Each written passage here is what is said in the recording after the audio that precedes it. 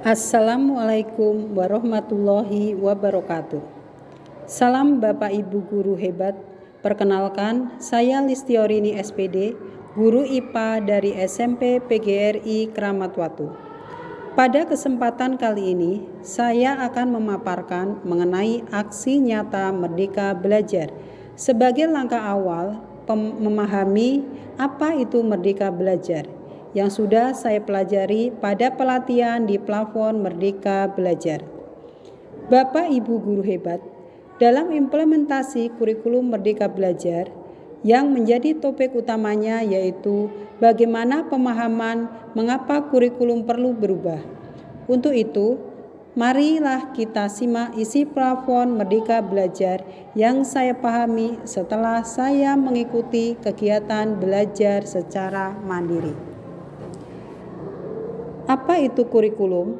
Kurikulum menurut Undang-Undang Nomor 20 Tahun 2003 tentang Sistem Pendidikan Nasional pada Pasal 1/19. Kurikulum adalah seperangkat rencana dan pengaturan mengenai tujuan, isi, dan bahan pelajaran, serta cara yang digunakan sebagai pedoman penyelenggaraan kegiatan pembelajaran untuk mencapai tujuan pendidikan nasional.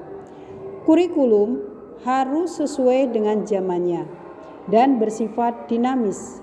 Artinya, kurikulum harus terus dikembangkan atau diadaptasi sesuai konteks dan karakteristik murid demi membangun kompetensi sesuai kebutuhan mereka masa kini dan masa depan. Adapun fungsi kurikulum adalah 1. Kurikulum merupakan alat untuk mencapai tujuan pendidikan nasional. Yang kedua, kurikulum merupakan pedoman guru dan siswa agar terlaksana proses belajar mengajar dengan baik dalam rangka mencapai tujuan pendidikan. Mengapa kurikulum perlu berubah? 1. Agar kurikulum tersebut relevan dengan perkembangan zaman. Yang kedua, agar kurikulum tersebut dapat memenuhi kebutuhan belajar siswa. Dan yang ketiga, agar dapat menyiapkan generasi cemerlang di masa depan. Adapun asas sistem kurikulum merdeka yang mengadopsi dari pemikiran falsafah Ki Hajar Dewantoro. 1. Memahami peran seorang pendidik. 2. Mendidik dan mengajar. 3. Mendampingi murid dengan utuh dan menyeluruh. 4. Mendidik dan melatih kecerdasan budi pekerti. Dan yang kelima, pendidikan yang sehat dan bahagia.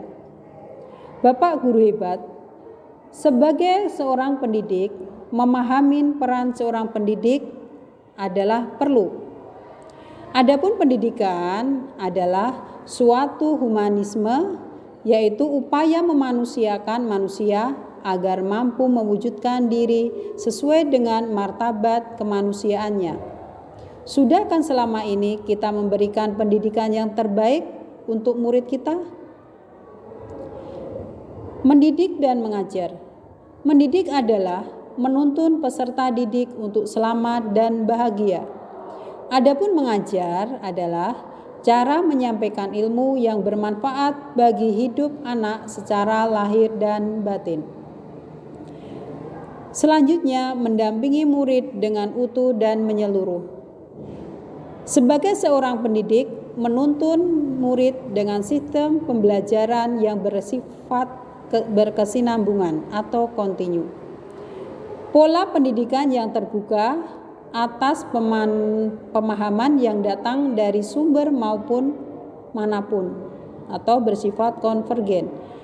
Menuntun tumbuh kembang murid secara terbuka namun tetap memiliki nilai karakter kebudayaan sendiri atau bersifat konsentris. Selanjutnya, mendidik dan melatih kecerdasan budi pekerti. 1. Melatih keberanian berpendapat atau akal. 2. Mengasah perasaan dan perilaku atau rasa. Dan yang ketiga, memunculkan kehendak atau karsa. Pendidikan yang mengantarkan keselamatan dan kebahagiaan. Guru di zaman sekarang bukan lagi menjadi satu-satunya sumber pengetahuan, tetapi guru saat ini sebagai fasilitator pembelajaran yang menuntun serta mengembangkan seluruh potensi yang dimiliki murid, yaitu kecerdasan rasa, karsa, cipta, dan karya, agar menjadi manusia seutuhnya. Bapak Ibu guru hebat, itu adalah aksi nyata menyebar pemahaman merdeka belajar yang saya pahami setelah mengikuti kegiatan pembelajaran di platform Merdeka Belajar. Semoga bermanfaat. Terima kasih.